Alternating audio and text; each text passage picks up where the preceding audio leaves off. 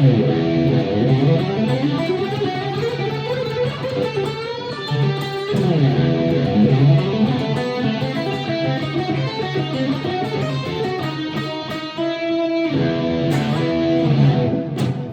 right, so there was a little something I've been trying to practice here tonight. I'm in a little bit of a rock mood, so I thought I would just, kind of show you how I practice things at times.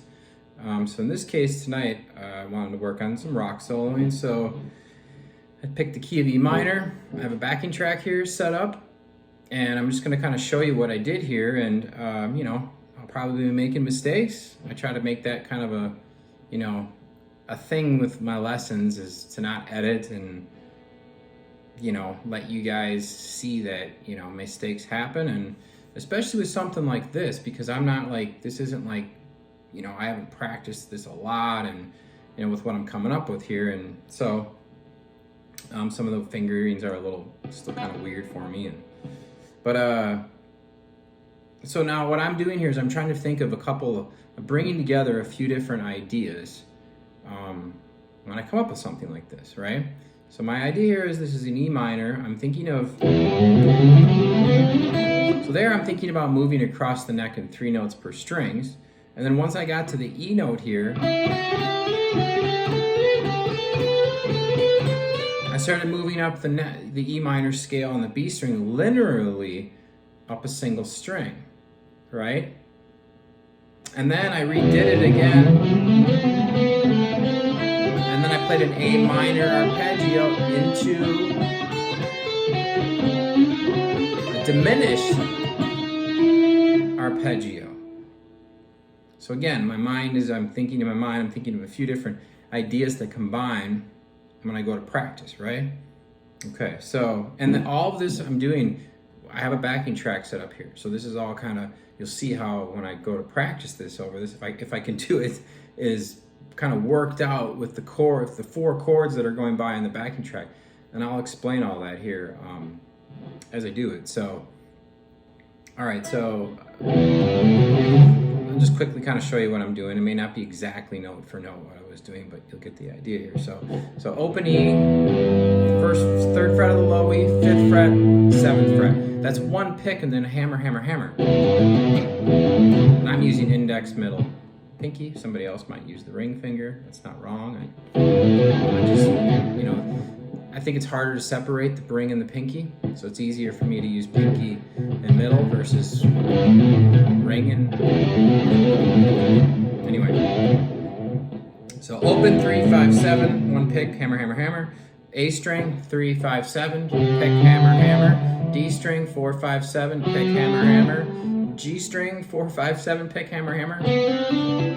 And then once we get to the B string now of the 5th fret, now I start picking this little linear sequence. Right, so that's 5, 7, 8, slide up to 10, and then 7, 8, 10, slide up to 12, 8, 10, 12, slide up to 13, 10, 12, 13, slide up to 15. So all together so far I would have this.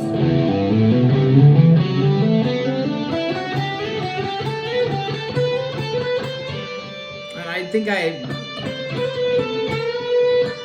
again, I'm sorry, I don't really remember exactly what I'm doing up here. I'm just doing some E minor, pentatonic, bluesy.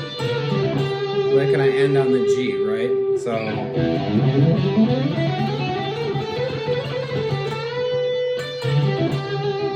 Okay, then the second time, when I came through, I did the first... I got to there, but then right after that... A minor 7 arpeggio. So this is the first part, just the same. That was a quick little, when I got to the G string. That's the pick, hammer, hammer, pull off. Actually, I think I come and hit a ghost hammer on from nowhere onto the D string of the 7th.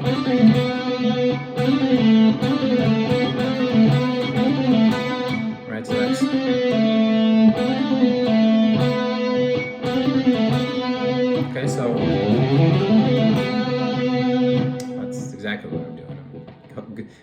from nowhere means I'm on the G string, but I go to the D string with no pick, and I just hammer on that note with my pinky. Then I ended on that 4th fret of the G string. And then from there, it's an A minor 7 arpeggio.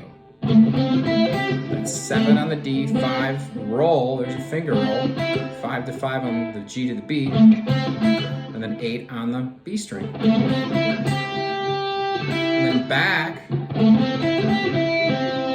the 5th fret, and then I'll roll up. So it's that A minor 7 again is 7, 5, 5, 8, and then back to 5 on the B string, and then I roll up to the 5th of the G, and then I play my diminished arpeggio here, diminished 7th.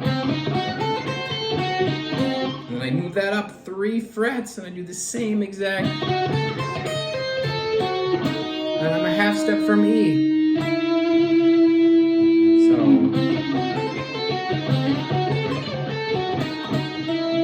So you get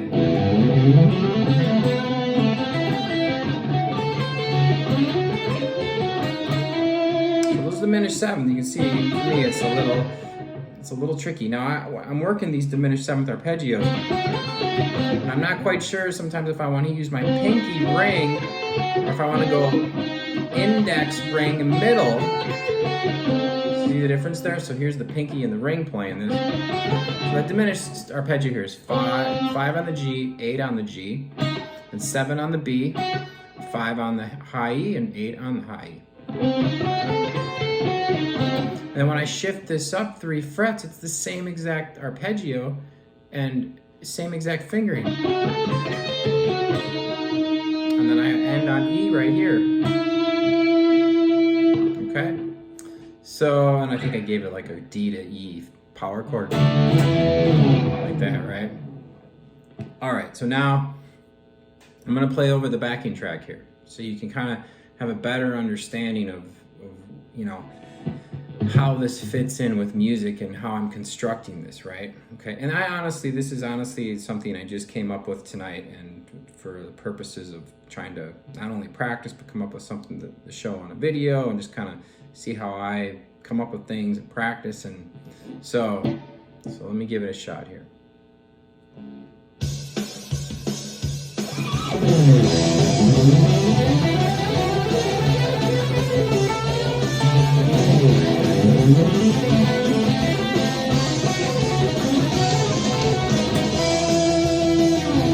Okay, so the chords here are E minor, and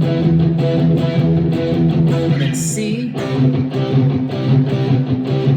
then A minor, and then B. Okay, so now you realize what I've done here is I kind of had 2 parts to this, right?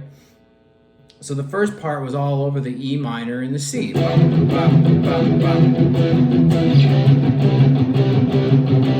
That part, what I did over that was,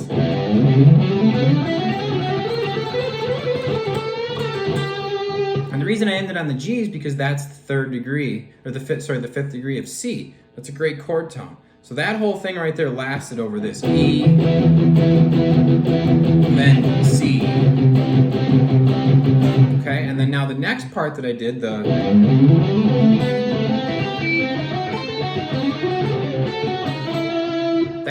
that was over the A minor to the B. Now the B is where the diminished works. I'm not going to get into theoretically why that is, but I can play a diminished. Essentially, I can play a B diminished, or sorry, an E flat diminished over the B triad, the B triad, right? So I'm working off the 3rd degree, or the D sharp. I'm working off the 3rd degree of a B. So anyway, but yeah. So so you see now when I went to I'm not just kind of aimlessly. Just like here, let me just kind of play once, and like this to me, what I'm about to do would just be like aimlessly playing in a sense. Like I understand that, you know, there's 4 chords going by here, a certain amount of bars, and I'm playing to that. I'm trying to make something, be confined to that, and it's not just so. Again, let me just kind of like just aimlessly play in a sense. So that would be like this here. Okay,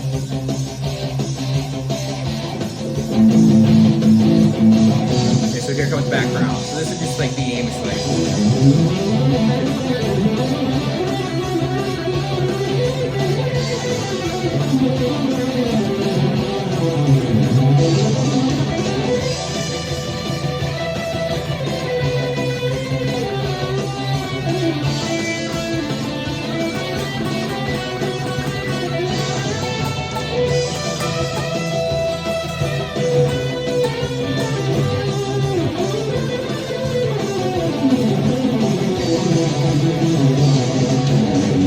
So I mean, I don't know, just to me that, I know everything's fitting, but it's a little bit too much, just kind of, just kind of running on and on and on, So, we don't always want to just be, doing that constantly. So, but the bigger picture here is that when I go to do this, I'm thinking about how I want to practice, and like trying to combine ideas together. So you can see there, as you learn scales, like this would just really be from a 3 notes per string scale here, this first part.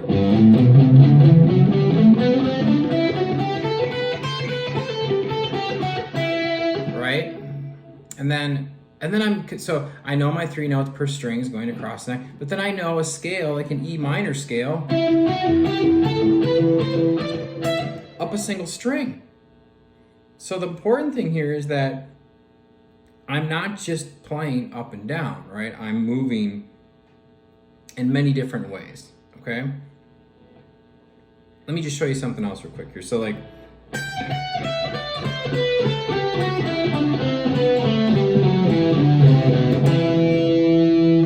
this is another cool idea. The reason I'm showing you this is because I essentially played with the 3 notes per string. I essentially played across the neck, and then with the linear, that's obvious, I played up the neck. You can play up and down the neck. Now with what I'm about to show you here, this is me kind of moving diagonally across the neck, right?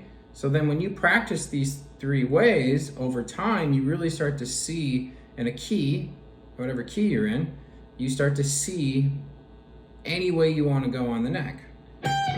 So here, this is going, I'm going, again, this is still E minor, so I'm going on the high E, I'm going 15, 14, 12, and then on the B string, 15, 13, 12. And then we're going to repeat this same 6 notes at the G string. So 15 on the G string, or I'm sorry, 12 on the G string. So 12, 11, 9. And then on the D string, 12, 10, 9. So that's the same 6 notes. And then we repeat the same thing now on the A string at the 10th fret, going 10, 9, 7. And then we repeat, or on the low E, it's 10, 8, 7. So I've played the same 6 notes in 3 octaves, and then I end on E at the 7th fret of the A string. Now what I did though was I used, when I got here to the 12th fret of the B string, I slid down, and I'm using this as a shift note. So instead of just jumping to the 12th fret of the G string, I'm using this 10th fret of the B string as a way to get me to, an easier way to get me to the 12th fret of the G string, okay? And then when I get here now, to the 7th of the 9th of the D, I slide down to the 7th of the D, and that gets me into the next 6 note pattern again at the 10th fret. So I get this all together again.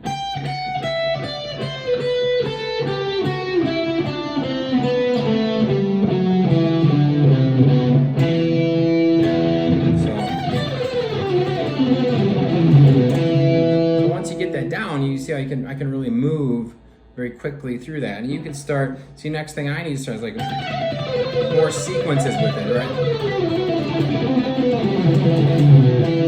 I need to make certain sequences happen with this, because the last thing I want to do is just, I don't want to just run that, just like, I want to like, you know, make little repeating